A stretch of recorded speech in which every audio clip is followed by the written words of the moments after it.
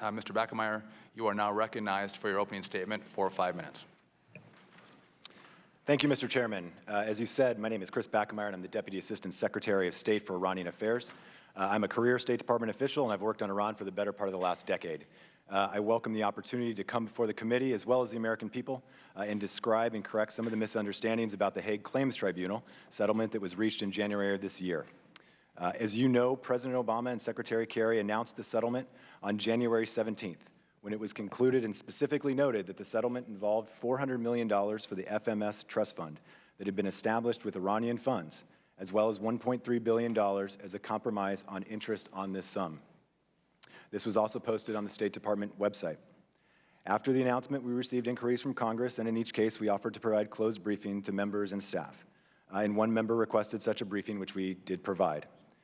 The Hague claim settlement resurfaced in the press again recently, as you've noted, and again, we received questions, and again, we offered to provide a closed briefing. 2 days ago, we provided 2 such briefings to House staff and to Senate staff. And we're happy to be here today to continue discussing this issue and all of the things that we have accomplished for the American people through our diplomatic efforts toward Iran. I should note at the outset that there will be limitations to what I and my colleagues can say in an open setting. As I mentioned earlier, we've previously offered closed briefings because there are a number of litigation and diplomatic sensitivities that could jeopardize U.S. interests if we were to go into too much detail.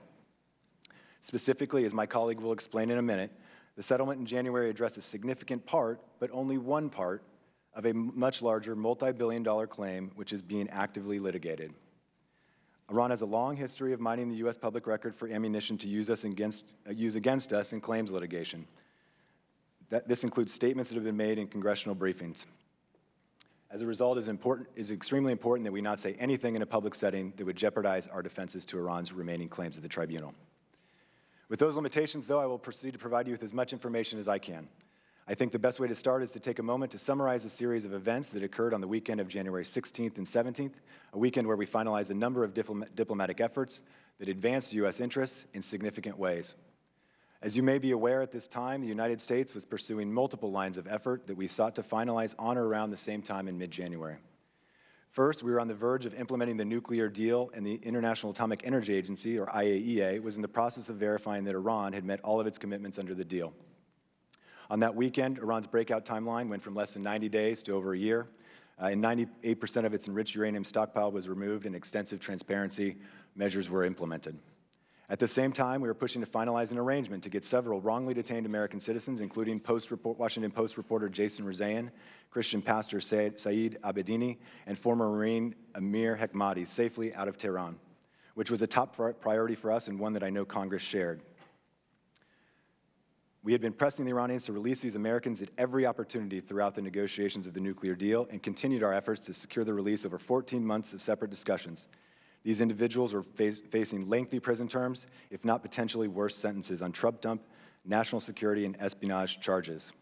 And lastly, our lawyers were working to finalize the settlement of a long-standing claim that the Iranians had filed at the Iran-U.S. Claims Tribunal regarding the Foreign Military Sales Trust Fund. The issue of settling the large remaining claim the issue of settling the large remaining claims at The Hague, including the trust fund, had been raised by Iran a number of times over the years.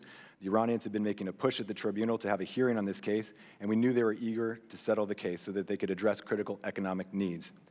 As my colleague will describe in a moment, we realized that we could take advantage of the importance that Iran attached to recovering the principal from the FMS trust fund in order to drive a bargain on the 37 years of interest. Now, there's been recently much attention paid to the timing of these various issues.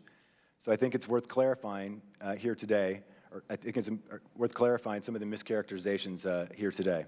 It's important to remember that for more than 3 decades, we've had no diplomatic relations with Iran and minimal diplomatic contact. As a result, there is significant risk that any one of these efforts could unravel at any time. The one we were most worried about was the consular dialogue, where we feared that our American citizens would not be freed. We therefore had this process had gone in fits and starts, and there were elements inside of Iran extremely opposed to any sort of arrangement in which our citizens would be freed, and we had some pretty significant concerns that it would unravel. On January 16th and 17th, when after the terms of the consular arrangement had been finalized and the Swiss were just about ready to fly our people out of Tehran, our fears were realized when we were unable to locate the wife and mother of Jason Rezaian. It was agreed that Jason's wife and mother would also be allowed to leave Iran as part of this deal, so their disappearance was highly concerning. At this point, the IAEA had verified Iran's commitments on the JCPOA, and the nuclear deal had begun, and my colleagues at the Treasury Department had begun the necessary arrangements to refund the principal in the FMS Trust Fund, but the payment had not yet occurred. When this uncertainty presented itself, we became very concerned and decided to take a pause before finalizing this other line of effort, specifically the finalization of the payment for the settlement of the FMS Trust Fund. After a stressful night of uncertainty and after several high-level phone calls, including by Secretary Kerry, we were able to confirm the location of Jason's wife and mother and get them on an airplane so that they could leave Iran. With that resolved, we moved forward with the reciprocal humanitarian gesture in which we provided relief to certain Iranian nationals, including several dual U.S. Iranian nationals that had primarily been charged with sanctions-related crimes. And we reinitiated our efforts to finalize the outstanding actions that we had agreed to on the Hague Claims Tribunal, including the refund of Iran's FMS Trust Fund principal. This decision was made out of prudence when the success of our diplomatic efforts was in serious doubt. So we took the prudent step to pause, assess the situation, and resolve our concerns before moving forward. Through these negotiating tracks, we were able to conclude these issues in a manner that advanced our core interests, again, ensuring Iran can never have a nuclear weapon, potentially saving taxpayers billions of dollars on this claim, and freeing wrongfully detained Americans as well as their family members. Again, each of these arrangements was analyzed on its own merits and determined to be in U.S. interests. The release of several U.S. citizens, along with Jason Rezaein's mother and wife by Iran, was based on reciprocal humanitarian gesture in which we provided relief to certain Iranian nationals, including several dual-use Iranian nationals. And the release of the FMS Trust Fund monies was based on a settlement of Iran's claim for those monies and for 37 years of interest, a settlement that was highly favorable to the United States. Thank you, Mr. Chairman.